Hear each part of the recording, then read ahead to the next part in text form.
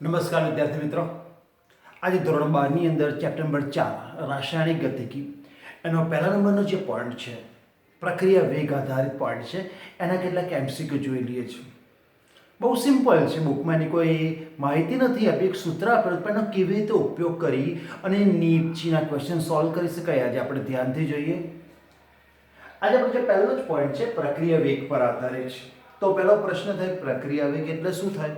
તો આપણે જાણીએ છીએ એકમ સમયમાં પ્રક્રિયકોની સાંદ્રતામાં થતો ઘટાડો અથવા નિપજોની સાંદ્રતામાં થતા વધારાના દરને પ્રક્રિયા વેગ પણ કહેવામાં આવે છે. અમુક વખતે એને સરેરાશ વેગ પણ કહેવામાં આવે છે.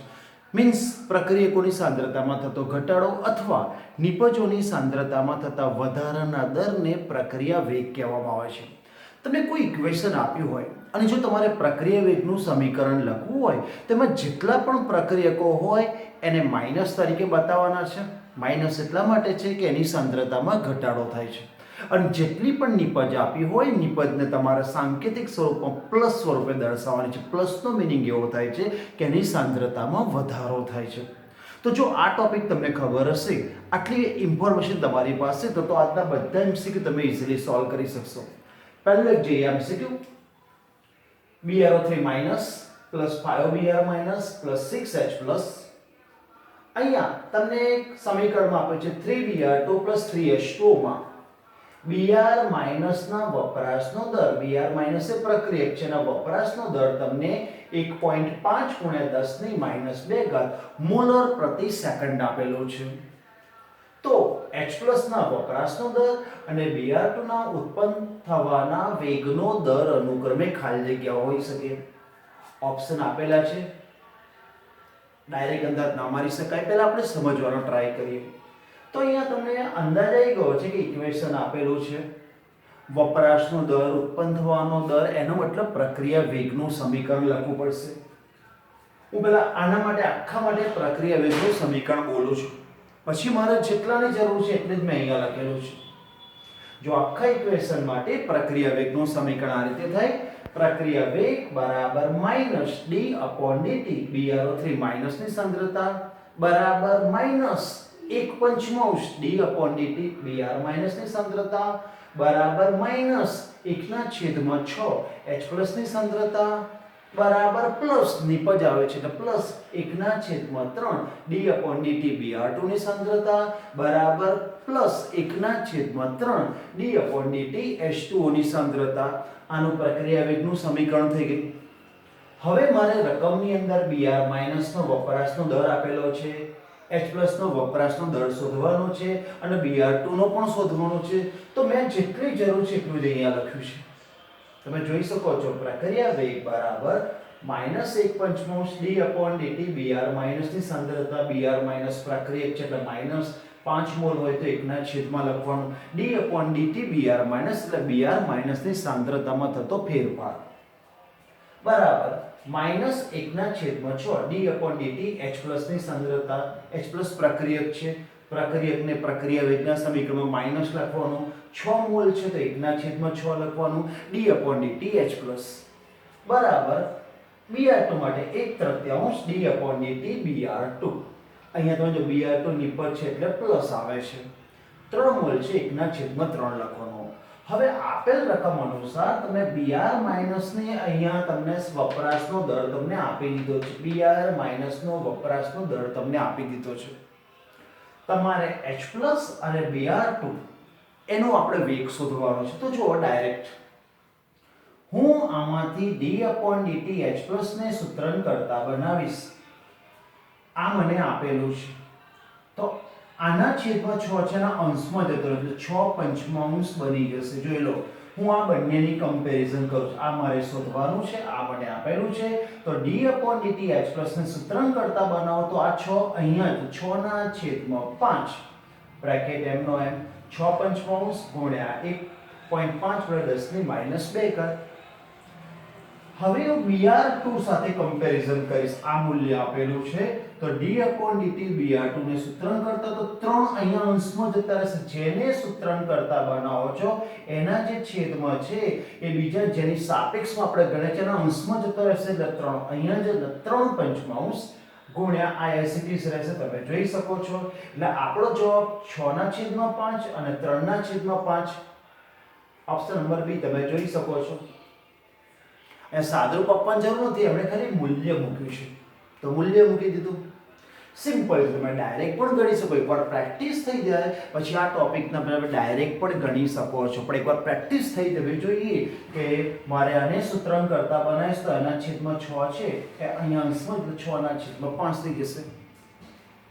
BR2 વાળા ટોપિકમાં જો BR2 ને 3 છે તો 1/3 છે, તો 3 અહીંયા જતા રહેશે તો 3/5 ડાયરેક્ટ પણ કહી શકો છો. અહીંયા x+ ને સૂત્રાંક કરતા બનાવવામાં આવે, BR- આપેલો છે તો તમારો જવાબ 6/5 ડાયરેક્ટ પણ ગણી શકો છો. એટલે MCQ મેથડમાં તમે ડાયરેક્ટ પણ ગણી શકો છો, પણ એકવાર સમજો કે આ રીતે કરીએ છીએ. આ રીતે તમે ડાયરેક્ટ કોઈનો પણ જવાબ બોલી શકો છો. સિમ્પલ છે. બીજા MCQ પર જઈએ. 2a plus b gives 2c plus 4d માં d ના ઉત્પાદનનો વેગ, જો d ની વેલ્યુ આપી દીધી છે 1.6 × 10⁻³ મોલર પ્રતિ સેકન્ડ છે, તો ખાલી જગ્યા વિકલ્પ સત્ય છે. તમને 4 વિકલ્પો આપ્યા છે. કયો વિકલ્પ સત્ય છે? તમને ઇન્ફોર્મેશનમાં d ના ઉત્પાદનનો વેગ આપેલો છે, મતલબ d ના ઉત્પાદનનો વેગ આપ્યો છે, એટલે d ની સરખામણીઓ બાકીના વિકલ્પો સાથે કરવાનો છે. હવે તમે અહીંયા જોઈ શકો છો, અહીંયા b ની વેલ્યુ, a ની વેલ્યુ, c ની વેલ્યુ અને ફરી a ની વેલ્યુ આગળ 1/3 આટલું તમને આપેલું છે, એટલે a ની બે વેલ્યુ છે. તો પહેલા હું ચેક કરીશ, હું અત્યારે આન્સર જાણતો નથી, હું ચેક કરીશ કે a ની બે વેલ્યુ છે, એટલે હું અત્યારે શું કરીશ, a ને સૂત્રણ કરતા બનાવીશ.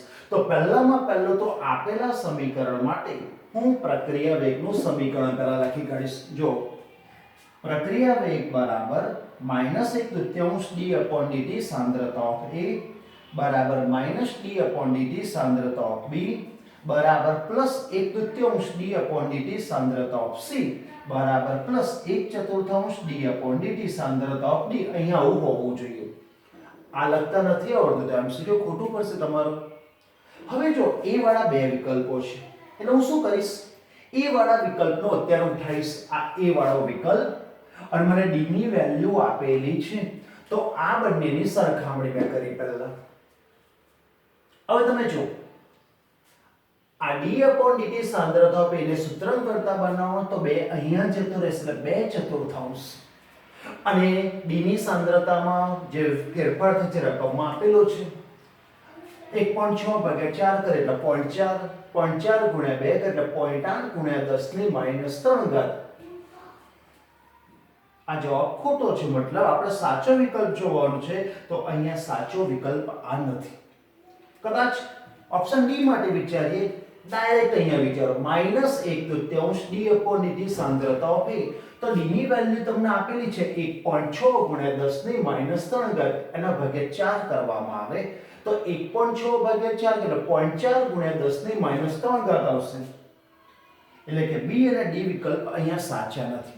હવે આપણે બાકીના વિકલ્પ માટે, જે વિકલ્પ નંબર 3 જે C માટે આપેલો છે, એવું કહે છે કે d/dt સાંદ્રતા ઓફ C, એટલે C ની સાંદ્રતામાં થતો ફેરફારનો જવાબ આટલો છે. ચેક કરો. ઓકે, તો અહીંયા આપેલા પદમાં C વાળું પદ અને D વાળું પદને હું ઉઠાઈ લઉં છું. D વાળું પદ વેલ્યુ મારી જોડે છે, C મારે શોધવાનું છે. હવે d/dt C ને સૂત્રાંક કરતા આ બે અહીંયા અંશમાં જતા રહેશે, એટલે 2/4, અને d માં વપરાશનો વેગ એ તમને વેલ્યુ, d ની વેલ્યુ રકમમાં d ના ઉત્પાદનનો વેગ તમને આપેલો છે 1.6 ગુણ્યા 10⁻³ બસ ધારો કે 16 છે તો 4 ગુણ્યા 4 16 થાય, પણ આ 1.6 એટલે આ 0.4 થશે ગુણ્યા 2 એટલે 0.8 ગુણ્યા 10⁻³. જો વૈજ્ઞાનિક અંક પદ્ધતિમાં જઈએ તો 8 ગુણ્યા 10⁻⁴, અને C વિકલ્પમાં આપેલો છે કે C ના ઉત્પાદનનો વેગ 8 ગુણ્યા 10⁻⁴, તો અહીંયા પ્લસ છે. આ પ્લસનો મતલબ થાય ઉત્પાદનનો વેગ. તો અહીંયા તમે જોઈ શકો છો C ના ઉત્પાદનનો વેગ 8 ગુણ્યા 10⁻⁴ છે. એનો મતલબ આપેલા વિકલ્પોની અંદર આ વિકલ્પ C પરફેક્ટ સાચો છે.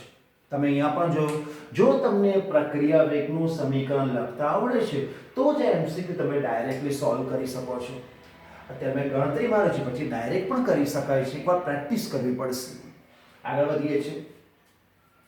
N2 gas plus 3H2 gas પ્રતિવર્તી પ્રક્રિયા 2NH3 ગેસ પ્રક્રિયામાં હાઇડ્રોજનની સાંદ્રતામાં થતો ફેરફાર -0.3 ગુણ્યા 10⁻⁴ મોલર પ્રતિ સેકન્ડ હોય તો એમોનિયાની સાંદ્રતામાં થતો ફેરફાર શોધવાનો.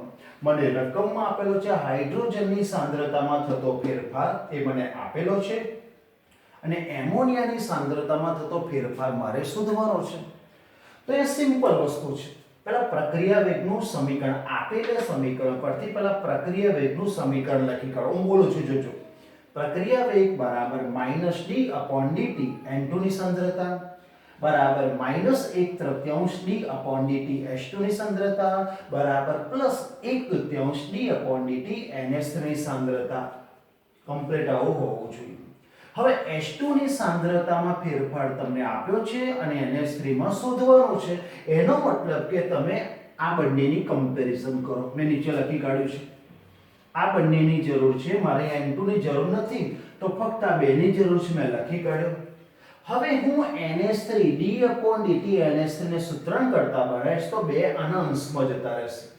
બે અહીંયા અંશમાં જતા રહેશે એટલે 2/3 બનશે -s છે તો -2/3 d/dt h2. ફરી જોઈ લો.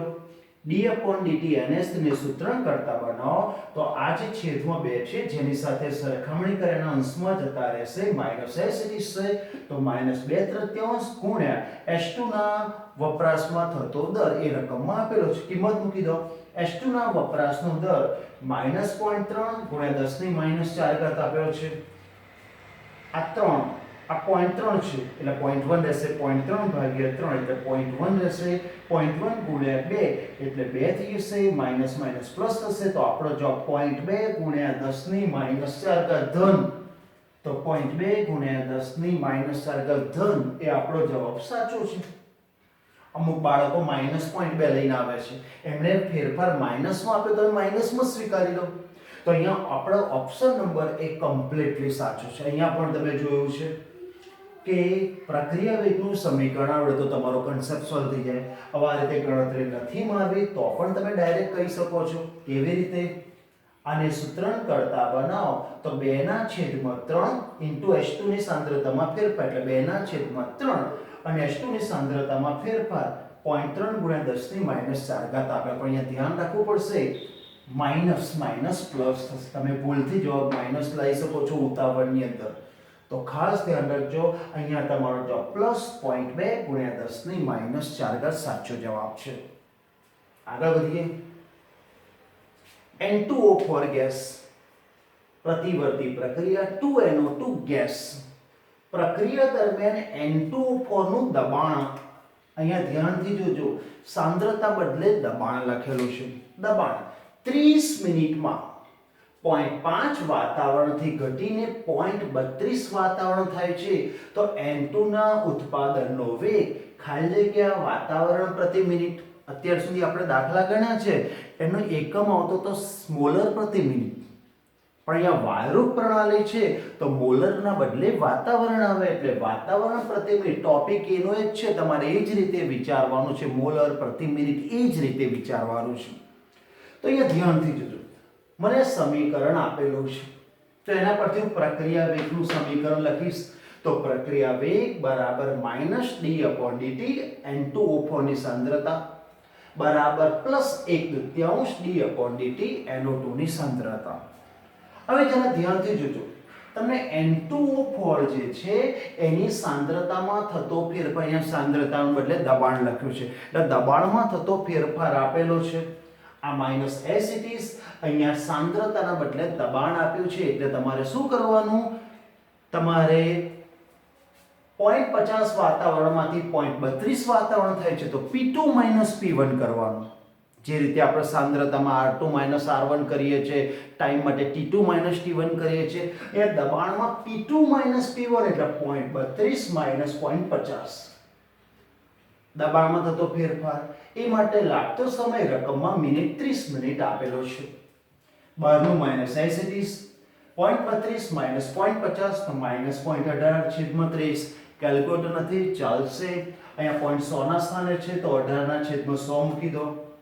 3 ગુણ્યા 6 18, 6 ના છેદમાં 1000 એટલે 0.006 થશે. આ એઝ ઇટ ઇઝ, કારણ કે આપણે NO2 નો ઉત્પાદનનો વેગ શોધવાનો છે. હવે d/dt NO2 એટલે કે NO2 ના ઉત્પાદનના વેગને સૂત્રણ કરતા બનાવતો 2 અહીંયા ગુણાઈ જશે એટલે 0.006 ગુણ્યા 2 કરો તો તમારો જવાબ 0.012 આવશે. એટલે કે NO2 નો જે આપણો ઉત્પાદનનો વેગ છે એ તમારો જવાબ આવશે 0.012. Option number 1. બાળકો આ એટલા માટે કન્ફ્યુઝ થાય છે કે રકમમાં દબાણ આપી દીધું છે. તમને ખબર છે 11 સાયન્સમાં આવી ગયું છે કે વાયરુપ પ્રણાલી માટે સાંદ્રતાને દબાણ ગણી શકાય છે. તો અહીંયા વાયરુપ પ્રણાલી છે એટલે સાંદ્રતાના બદલે દબાણ લખ્યું છે. પણ એ ટ્વિસ્ટ એટલું કર્યું છે કે N2O4 ની સાંદ્રતામાં બદલે દબાણમાં થતો ફેરફાર પ્રતિ મિનિટ તમારે ગણવાનો છે. તો P2 - P1 છેદમાં સમય t લઈ લો, સાદરૂપ આપી દો, કોઈ જગ્યાએ કેલ્ક્યુલેટરની જરૂર પડશે નહીં. તો અહીંયા તમારા NO2 નો ઉત્પાદનનો વેગ 0.012%. આમાં કોઈ જ ડાઉટ નથી. મસ્ત MCQ છે. હજુ એક લાસ્ટ લઈ લઈએ, એમાં પણ આવો છે, સિમ્પલ છે પણ ટ્વિસ્ટ છે. H+ આયન OH- H2O માં H+ આયનની સાંદ્રતામાં 0.02 મોલર જેટલો ઘટાડો થાય. ડાયરેક્ટ તમને ઘટાડો આપી દીધો છે મોલારિટીમાં. 2 નેનો સેકન્ડમાં થાય છે એટલે સમય નેનો સેકન્ડમાં આપેલો છે. એટલે 0.02 મોલર છેદમાં સમય 2 નેનો સેકન્ડ આપ્યો છે. તો આ પ્રક્રિયાનો સરેરાશ વેગ કેટલો થશે? સરેરાશ વેગ એને જ પ્રક્રિયા વેગ કહેવાય. અહીંયા કંઈ નવું નથી. આપણે વેગ નથી બોલતા, આપણે પ્રક્રિયા વેગ બોલે છે, એને જ સરેરાશ વેગ કહેવાય. તો જો પહેલા આપણે પ્રક્રિયા વેગનું સમીકરણ લખીએ. રકમમાં ફક્ત H+ જ આપ્યું છે એટલે મેં H+ માટે લખીશ પ્રક્રિયા વેગ બરાબર આ પ્રક્રિયક હોવાથી માઈનસ d/dt H+ ની સાંદ્રતા. હવે સાંભળજો, અહીંયા H+ ની સાંદ્રતા 0.02 જેટલો ઘટાડો થાય છે. તો ઉપર 0.02 લખ્યું છે. છેદમાં એના માટે લાગતો સમય 2 નેનો સેકન્ડ છે. ઓપ્શનમાં બધા ઓપ્શનમાં જો પ્રતિ સેકન્ડમાં લેવાનું છે. ઇટ મીન્સ આ 2 નેનો સેકન્ડને તમારે સેકન્ડમાં ફેરવવા પડશે. 2 નેનો સેકન્ડને સેકન્ડમાં ફેરવવા પડશે. આપણે જાણીએ છીએ કે નેનો સેકન્ડમાંથી તમારે સેકન્ડમાં જવું હોય તો 10⁻⁹ કરવા પડશે. તો 2 નેનો સેકન્ડ છે તો 2 × 10⁻⁹ કરો એટલે સેકન્ડમાં જતા રહેશો. આ -9 ઉપર જતી રહેશે, 2 ઉડી જશે એટલે 1 × 10⁷ મોલર પ્રતિ સેકન્ડ. ધ્યાનથી જોજો, 1 કારણ કે 2 × 2 ઉડી જશે, 10⁻⁹ ઉપર જાય એટલે +9 થઈ જશે એટલે કે 1 × 10⁷ મોલર પ્રતિ સેકન્ડ. હવે તમને પ્રશ્ન થશે સર માઈનસ કેમ ના લખ્યો? કદાચ એવો પ્રશ્ન, તો માઈનસ નિશાની એ ફક્ત એવું બતાવે સાંદ્રતામાં ઘટાડો બતાવે છે. તમે લખો તો છેલ્લે જવાબ પ્રક્રિયા વેગ આપણે ઋણ લેતા જ નથી. પ્રક્રિયા વેગ ઓલવેઝ પોઝિટિવ હોય છે. તો અહીંયા તમારો જવાબ 1 × 10⁷. અહીંયા તમે જોયું કે બુકની અંદર જે શરૂઆતમાં પ્રક્રિયા વેગનો કન્સેપ્ટ આપ્યો છે કેટલો સારો છે. એને આધારે એવા MCQ બનાવે છે કે જો તમે આ ટોપિક સિમ્પલ ને ના જુઓ તો તમારા પરીક્ષામાં લોસ પડી શકે છે. તો આજે અહીંયા બોર્ડ પર મેં જેટલા પણ લીધા છે ચેપ્ટર 4 નો પહેલો છે પ્રક્રિયા વેગ આધારિત મેં MCQ લીધેલા છે. જો આની અંદર તમને કોઈ પણ ડાઉટ જણાય અથવા કોઈ પણ ક્વેશ્ચન ના ખબર પડે તો મને મેસેજ કરજો. બરાબર છે? તો આટલું રાખીએ છીએ. બીજા લેક્ચરની અંદર બીજા ટોપિક પર આવા જ MCQ લઈને મળીશું. Okay, bye. જોઈ લો.